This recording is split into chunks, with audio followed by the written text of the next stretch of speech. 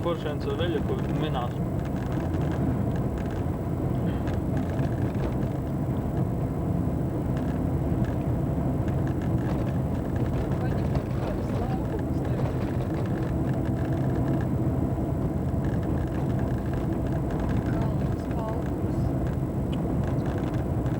Kur ir?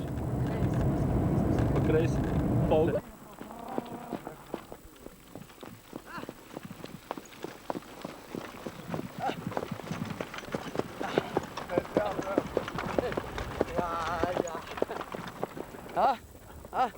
Balodi tak noņem vismaz. Labi. Nu tad tā. Nevajag vairāk. Sidra, nofilmējies. Ko? Nu tad uz priekšu, jā? Jā. Nu, davai. Oļā.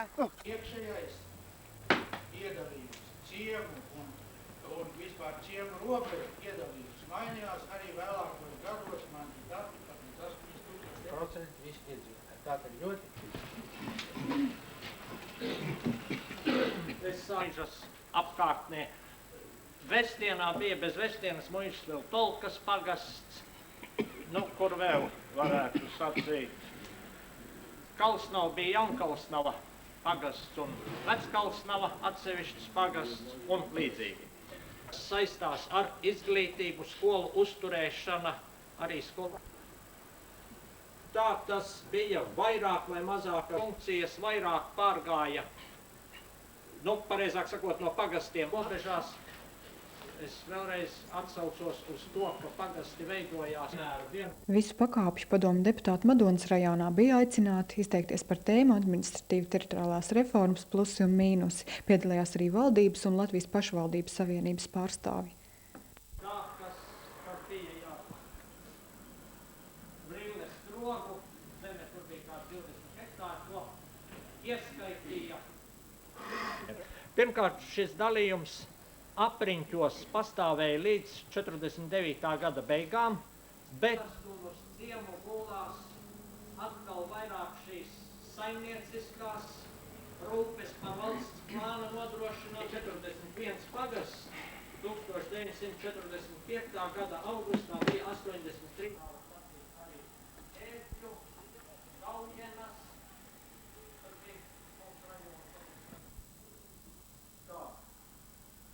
Tad 50. gadu otrā pusē pakāpeniski notika agrāko salīdzinoši mazo rajonu apvienošana un arī, likvidēšana.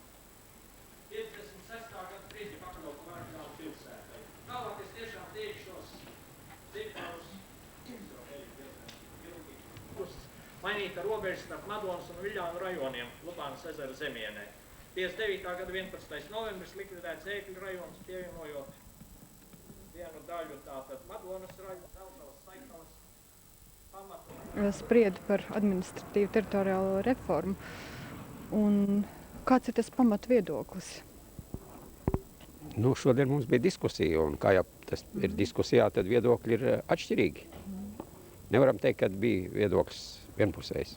Dzirdējām dažādas. Jā, bet tomēr noteikti ir kāds dokuments vai kāda Sanāksmē deputāti pamatā pievienojās tam rezolūcijas projektam, ar kuru iepazīstināja Latvijas pašvaldības savienība un ar kuru šajā jautājumā tā startēs piekdien Rīgā. Priekšā Latvijas pašvaldības savienības izpildu direktors Kornijas kundze. Piekdien ir liela pašvaldības sanāksme. Un šeit šī rezolūcijā liekas, kad apmierināja gan tos, kas ir par, gan pret patreizējo reformas variantu. Jo šeit bija tas demokrātisms iekšā. Pirmais, tātad visu iedzīvotāju interesēs, lai būtu reforma. Otrs, lai viņas tiešām notiktu ievērojot pašvaldību, gan iedzīvotāju, gan arī pašvaldību intereses. Gan sakārtojot nodokļu politiku, lai pašvaldības varētu eksistēt. Bet nav akcents likts ne uz lielumu, ne arī uz citu, ne iedzīvotāju skaitu. Tad faktiski ir atrasts tāds kompromisa variants, un arī tie, kas bija pret reformu, tagad ir tā ieklausās arī un pastāv iespēja, ka varētu Krūmukungs varēs pateikt, viņam arī daudz kas noskaidrojas šodien, kāpēc mums radās, teiksim, par un pret.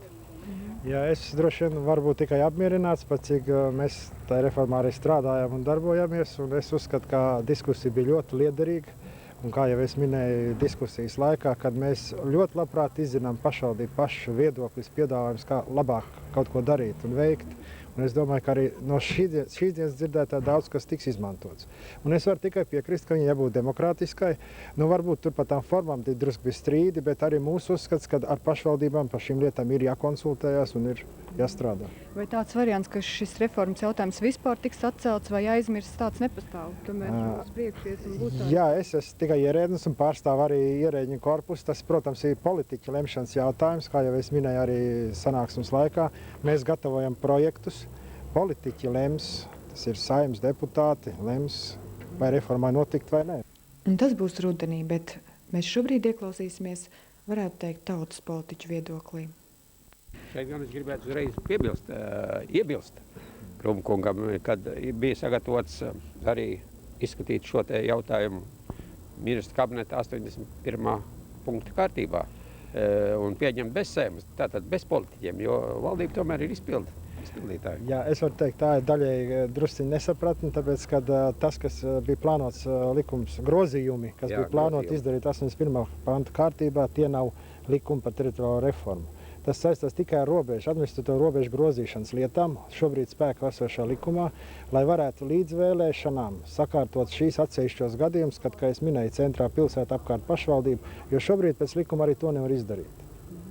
Katrā ziņā droši vien labi ir tas, ka madonieši ir aktīvi vai analizē to situāciju, kas apkārt notiek. Un kā ir vai bija pamats šiem uztraukumiem un šīm raizēm, kad tiks nodarīts pāri pašvaldībām un iedzīvotājiem ar šo reformu? Jā, nu laikam madonieši ir aktīvi visu laiku, ja mēs paskatāmies drusku ātrāk vēsturē. Tāda raksturīga īpašība madoniešiem visur aktīvi iesaistīties politikā un arī šoreiz. Redzot, kad notika sanāksme Vestienā, un šodien es sapratu, tā bija Ārenta kunga iniciatīva attaicināt visus Madonas rajona deputātus uz šādu sanāksmi. Es domāju, ka tas ir ļoti labi, jo es aprunājos ar dažiem sanāksmes dalībniekiem. Viņi teica, ka tas ir labi tieši, kad nebija šoreiz tikai pašvaldību vadītāji, bet visi deputāti, un viņiem bija iespēja dzirdēt šos te viedokļus, jo viņi tālāk, protams, var to darīt zinām saviem iedzīvotājiem. Vai tomēr pamatā ir tās pretenzijas pret šo reformu? Tomēr pastāv pretenzijas joprojām? Jā, lielāko daļu arī man šodien klausoties šeit madoniešu viedokļus likās, ka ļoti nedaudzi ir tie, kas uzskata, ka reforma ir vajadzīga, un lielākā daļa tomēr uzskata, ka reforma nav vajadzīga.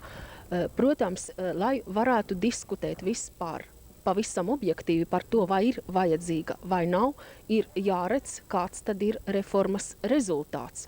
Un pirmais iemesls vai pirmais kritērijs ir iedzīvotājs, jo visas reformas, viss tas ir jāveic pirmkārt iedzīvotāju labā. Un ja šobrīd mēs neprotam izstāstīt arī no valdības puses vai no pašvaldību puses, pateikt, kāds tad labums būs konkrētam iedzīvotājiem šī teritorijā no šīs reformas, tad acīm redzot arī tā ir mūsu kļūda, kad ir jābūt pārliecinātam par to, ko tu dari, vismaz pats. Nu, šeit gan arī jāpiekrīt, es domāju, Andris Krums šodien teica par to, kad nevienā valstī reforma nav atbalstīta masveidā no sabiedrības, un visas valdības, veicot reformas, kļūst nepopulāras, bet tāpēc arī mums ir partijas politiskās, kuras uzņems politisko atbildību par šāda veida reformām. Labi, vēl gribētos vaicāt Ārenta kungam, par kādu viedokli jūs vedīsiet un pārstāvēsiet piekdienas sanāksmē? Es jau teicu, ka mēs pārsvarā un es personīgi, jo šeit jau katrs ir izteiks savu viedokli. Es atbalstu to pašvaldības savienības sagatavoto rezolūciju, par ko jau es minēju. Paldies. Varbūt mēs sociālā politika, ja? Par pašvaldību vietas atversmē un citas lietas. Ja? Es šo te došu jums. Tā vēlreiz, kas jums patika šodien? Šīs dienas sanāksmēm patika, kā mainījās domu gājiens sanāksmes laikā. Ja sākumā viss vairāk vai mazāk bija noskaņot tiešām uz strīdu un uz kategorisku pretnostāju, tad beigās tomēr sākās bija jūtama zināma domāšana jau un domīgums klātesošo vidu, un es domāju, ka tas arī izraisīs kaut kādu pozitīvu darbību nākotnē, arī no pašvaldību pušu iniciatīvu droši vien radīsies.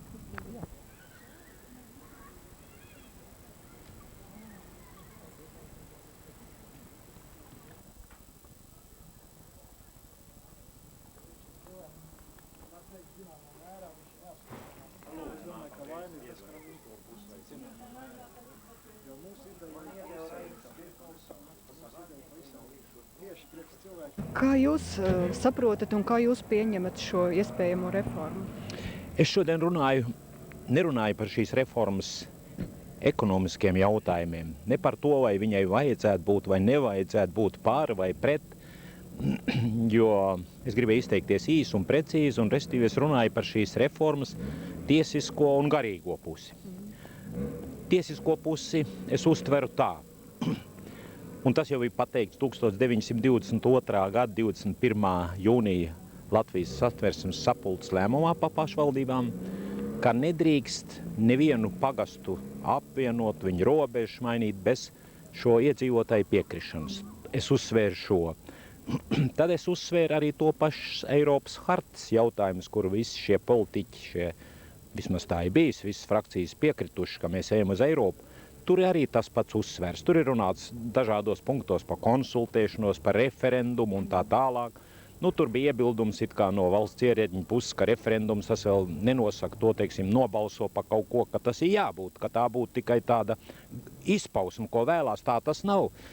Iestājoties Eiropas Savienībā, taču ar Norvēģi nobalsoja referendumā pret, un tas nenotiek. Es uzsveru arī šo, ka mums jāņem vērā, ja jau tā grib iet uz to Eiropu, arī šī Eiropas harta. Un tur arī pateikts, ka par pašvaldībām tas pats, ka nevar neko darīt pret iedzīvotāju gribu. Un tad es neteicu, ka jādara tieši, teiksim, tā, kā tas ir Amerikas Savienotās valstīs, bet Vācijā, bet pasakoju Amerikas Savienoto valstu konstitūcijai, piemēram. Un šo konstitūciju pieņēma 200 gadus atpakaļ, 1700 kaut kur 90. gadā, tas ir 200 gadus atpakaļ. Un ko es tur konstatēju? Tur ir pateikts, ka nekas šajā konstitūcijā nedrīkst tik iztulkots tā un praksē pielietots, ka tas varētu kaitēt atsevišķu štata interesēm. Jūs ziniet, Amerikas Savienotās valstīs šie daudzie štati, 51 laikam, ja nemaldos patreiz, vai 50, un jau konstitūcija paredz, ka nekas tāds nedrīkst notikt bez šo cilvēku, ja netiek ievērot šī štata intereses. Es uzsvēru tātad visur šo tiesisko pusi. Vācijas piemērs uzsvēru. Vācijā patreiz iet uz to virziens, ir skaidri redzams, šo varu daudzos līmeņos decentralizēt un pašvaldībām nevis mazāku varu saimniecisko jautājumu risināšanā dot, bet lielāku varu.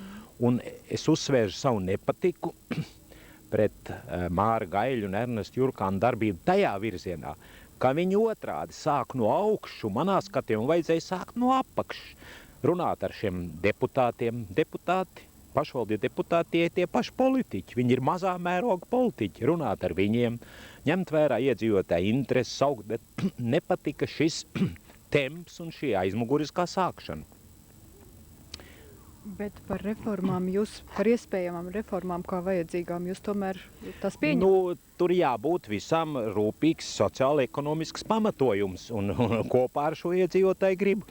Es kā piemēru pateicu, un to tepat atklājās mūsu šīs dienas Madonas sanāksmē jau konkrēts gadienas, ka man nezinot, tā ir taisnība jau, piemēram, tur valsts ierēdnis bija pateicis, 500 pagasti, ja mazāk, tad mēs uzskatām, tad tur viņiem nav nekāda jēga pastāvēt.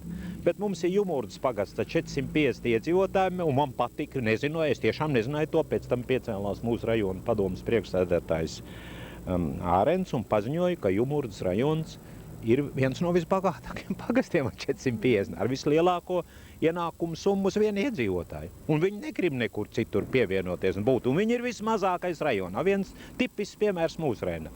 Pievedu otru piemēru šo tiesisko attiecību ziņā. Tātad Amerikā 200 gadus atpakaļ pieņem šo konstitūciju un ir Menas štats ziemeļaustrumos Amerikas Savienotās valstīs. Un viņā ir tikai šai štatā 1 100 000 iedzīvotāju. Un blakus paņēma kā otru piemēru Kaliforniju, kur ir neskaitām daudz pilsētas ar 1, 3, 5 un 10 miljonu iedzīvotāju. Nerunājot par lauku iedzīvotāju, tad iedzīvotāju skaits var būt 50 vai 100 reizes lielāks kā Menštatā.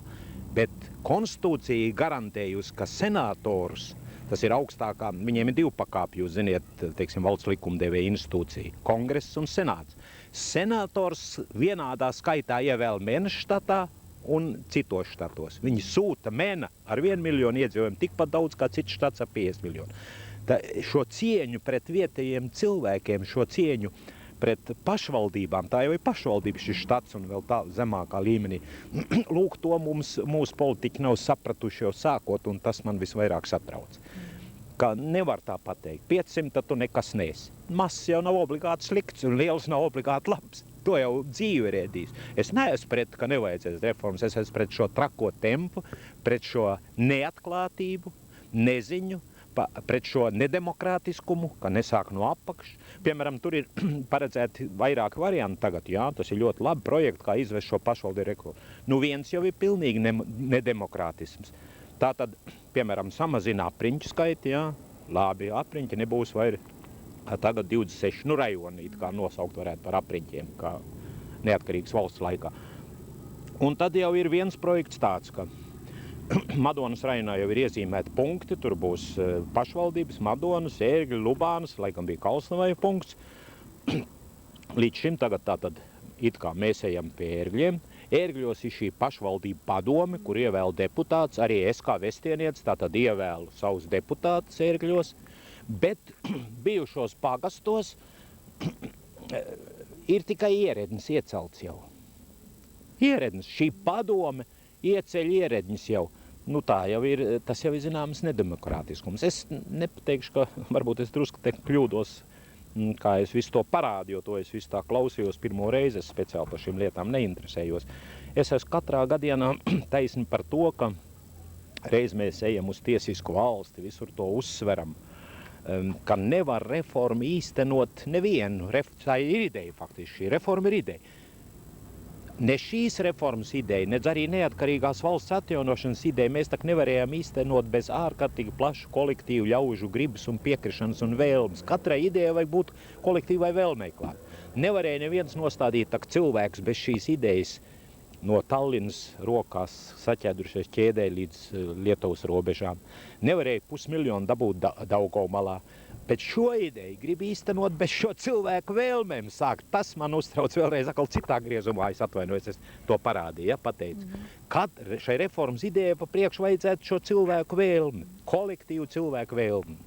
Paldies, mēs vienkārši nevaram jā, es zinu, vairāk.